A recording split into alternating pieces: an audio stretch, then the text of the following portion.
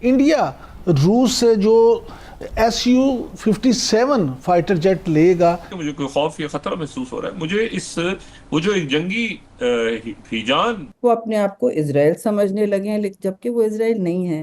क्या पाकिस्तान और इंडिया का जो दिफाई निज़ाम है उस पर इससे कोई फ़र्क पड़ेगा? भारत जो हमसे कई गुना बड़ी कंट्री है, जिनके पास पैसा, लोग और कह लीजिए जो हथियार होते हैं वो भी हमसे कहीं ज्यादा है। बड़ा इस बात का अंदेशा है और परेशानी है इस बात की कि जो भारत की तरफ से गुफ्तगू कर रहे हैं उनके अजीत डबल। भारत रूस से Su-57 फाइटर जेट लेने जा रहा है। इससे आप क्या समझते हैं कि जो तवाज़न है खित्ते में उस पर कोई फ़र्क पड़ेगा? देखिए जी, ये सारी जो है ना फ्यूचरिस्टिक और हाइपोथेटिकल चीजें हैं। वो पहले आप देखें कई साल वो यूरो फाइटर लेने की कोशिशों में थे, फिर अमेरिका से F-22 की उनकी डील पता चला कि हो रही है, फिर अल्टीमेटली वो यूरो फाइटर के बजाय या अमेरिकन जहाज़ों के बजाय उन्होंने राफेल लिया। तो सब दुनिया ये कहने लगी कि अब बैलेंस ऑफ पावर जो है ना वो एयर पावर के हवाले से वो इंडिया के पास चला गया है और पाकिस्तान के ऊपर पता नहीं क्या हो जाएगा। हेलो दोस्तों, नमस्कार। राज न्यूज एमपी में आप सभी का स्वागत है।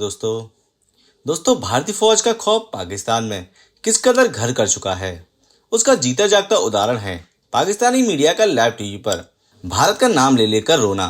पाकिस्तानी मीडिया को बार बार लाइव टीवी पर इस बात का डर सता रहा है कि भारत ने अगर रूस के 5वीं पीढ़ी के फाइटर जेट Su-57 खरीद लिया तो फिर भारत जब मन करेगा तब पाकिस्तान में घुसकर पाकिस्तान को मारकर चला जाएगा और पाकिस्तान को पता तक नहीं चलेगा। भारत रूस फाइटर जेट डील पर भारत से ज्यादा पाकिस्तान में शोर मच रहा है। तो दोस्तों आइए देखते हैं भारत रूस फाइटर जेट खरीद की खबर से मातम मना रहे पाक मीडिया की एक और लेटेस्ट वीडियो। भारत को वाकई उसकी जरूरत है, ये बिल्कुल ग्रे एरियाज। तो हमें ये देखना है कि अगर हम ये अजम्पशन मान भी लें तो इसको मटीरियलाइज होने में बहुत तवील अरसा लगेगा। मलिक साहब, थोड़ा सा मौजू को आगे बढ़ाते हैं। ये फरमाइएगा कि ईरान के सुप्रीम लीडर जो हैं आयतुल्लाह खामनेई, उन्होंने अमेरिका को धमकी दी है कि जी मशक़े वस्ता में जो अमेरिकी अड्डों को दोबारा भी वो निशाना बना सकते हैं। आप क्या समझते हैं कि मिडल ईस्ट में अभी जंग ठंडी नहीं हुई? क्या ईरान वाकई हमला कर सकता? देखिए, पाक भारत थिएटर हो या मिडिल ईस्ट का थिएटर हो, जंग का टेम्परेचर कम होता है, सीज फायर का वक्फा जो है ना अगर उसको अच्छी तरह सपोर्ट किया जाए तो वो तवील हो जाता है।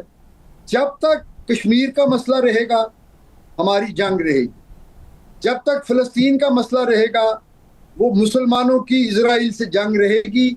मुसलमानों को इस वक्त जो है वो फ्रंट लाइन पे गाजा के मुजाहिदीन लड़ रहे हैं और शहीद हो रहे हैं, या मुल्क की हैसियत से एक वाहिद मुल्क ईरान खड़ा है, वो अपनी जो है ना जुर्रत के साथ वो अपना मौक़िफ़ जो है वो जो है उसको लेके अपनी मिलिट्री जो भी उसकी कुव्वत है उसको इस्तेमाल कर रहा है।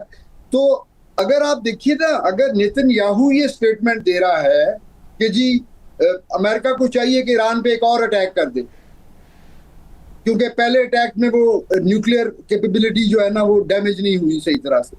तो अगर नेतन्याहू ये स्टेटमेंट दे रहा है तो सुप्रीम लीडर की स्टेटमेंट तो कोई ऐसी अचंभे की बात तो नहीं है ना। अच्छा, उनको भी हक हासिल है कि वो भी देखिए, ये होती है ये पोस्चरिंग होती है। ये बिल्कुल ठीक। मलिक साहब, मतलब ये नहीं होता कि वो आज ही अटैक कर देंगे। अच्छा मलिक साहब, ये फरमाइएगा कि पेंटागन ने जो तस्दीक की है कि जून में ईरान ने जो अमेरिकी अड्डे पे हमला किया था उसमें वहाँ पे नस्ब अहम कम्युनिकेशन जो डोम था वो तबाह हो गया।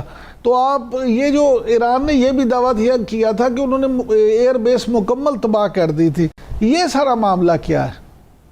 अच्छा देखिए, चूंकि इसके ऊपर बिल्कुल पीस मील में ना थोड़ी थोड़ी करके इंफॉर्मेशंस मिल रही हैं, अभी हतमी तौर पे इसके कोई जिसको रियल आप कहते हैं ना फैक्चुअल प्रूफ्स वो ना अमेरिका ने दिए अपने जो उन्होंने लॉन्च किए ऑपरेशंस, ना ईरान की तरफ से वो जो है ना जिसको हम टेक्निकल लैंग्वेज में कहते हैं जी बैटल डैमेज असेसमेंट। वो प्रॉपर इलेक्ट्रॉनिक जो है ना मीन से होती है और वो ऑथेंटिकेटेड होती है। जब तक वो क्लेम्स वो सामने नहीं आते, ये खबरें दोनों तरफ से चलती रहेंगी और इनको बस जो है ना हम सिर्फ मीडिया कंजम्पशन तक रखें, इसकी बेस के ऊपर कोई हम हिस्टोरिक पर्सपेक्टिव में कोई ऑथेंटिक स्टेटमेंट या ओपिनियन नहीं दे सकते। अच्छा मलिक साहब, ये फरमाइएगा कि अमेरिका ने चीन के साथ पैसिफिक जंग के तनाजुर में एक बड़ी एयरफोर्स ड्रिल का जो आगाज़ किया है, इसमें कहा जा रहा है कि स्पेस फोर्स और एयरफोर्स के 12,000 अफराद जो हैं वो और 350 तैयारे हिस्सा ले रहे हैं। आप इस सारे मामले को किस तरह से देखते हैं? देखिए जी, जो चाइनीज इंटरेस्ट है वो साउथ पैसिफिक में ताइवान के इशू के हवाले से और उस पूरे सी में अपनी सुपरमेसी रखने के लिए वो उस स्पेस को जो पानी की जो स्पेस है, मैरीटाइम स्पेस आप कह लें, उसको अमेरिका अपने एलाइज के जरिए अमेरिका उसको कंटेस्ट करता है और चाइना राइटफुली ये समझता है कि वो उसका हक है कि वो अपने इंटरेस्ट उसमें देखे। वो उसी हिसाब से वो अपने बेसिस डेवलप करते हैं, उसी हिसाब से वो अपनी force projection carrier task groups के जरिए बनाते हैं।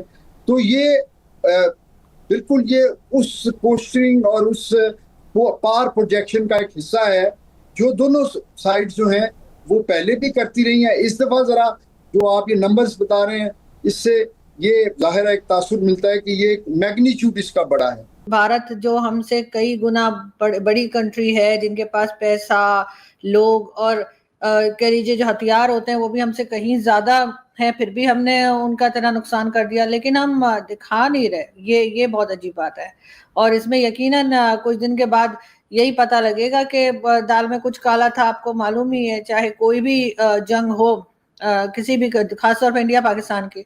बिल्कुल मैडम, आप बात तो सही कर रही हैं कि रिपोर्ट्स आती हैं और बाद में पता चलता है, लेकिन आपका क्या ख्याल है कि ये अब वो बेसिकली जीत डोवल साहब कह रहे हैं कि जो इंटरनेशनल मीडिया जो है ना वो ये सारा काम खराब कर रहा है। देखिए, मीडिया कहीं का भी हो, काफी हद तक जो है वो कहीं ना कहीं अपनी गवर्नमेंट के अंडर ही काम करता है। थोड़ा बहुत हाँ वेस्ट का मीडिया अक्सर जो है वो बाहर निकल के भी अपने तौर पे भी काम करता है। मैं ये नहीं कह रही कि बिल्कुल से कंट्रोल होता है, लेकिन 10% तो होता ही होगा जो मेन स्ट्रीम मीडिया है। तो हो सकता है कि उन्होंने या फिर उन्होंने खुद महसूस किया है कि पाकिस्तान की तरफ से जिस तरीके से अटैक किए गए उसको वो हाईलाइट कर रहे हैं, लेकिन पाकिस्तान को भी तो चाहिए ना सर कि फिर वो सबूत दे दे। क्या जरूरत है इतनी बातें जो है वो अजीत डोवल साहब से या किसी से भी सुनने की।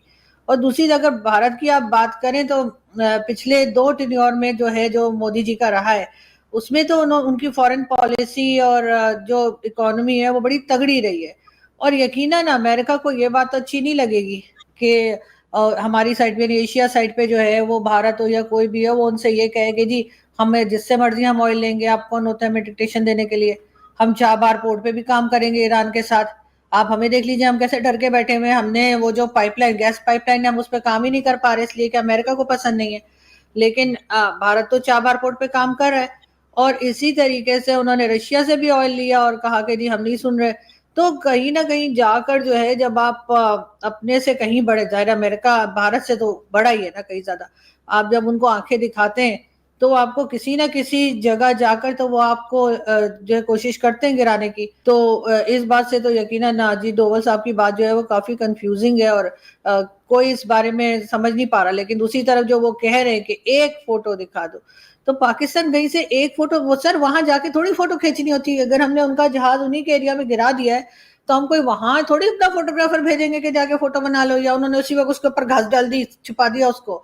कुछ तो होगा ना तरीका सैटेलाइट के जरिए या किसी जरिए से कि वहां जो हमने नुकसान किया उसकी हम कोई फोटोज ले लेते। उन्होंने भी तो बनाई है, तो हमारे पास एक भी फोटो अवेलेबल नहीं है। ये बात तो बहरहाल उनकी आपको माननी पड़ेगी कि ये थोड़ा अजीब सा मामला है।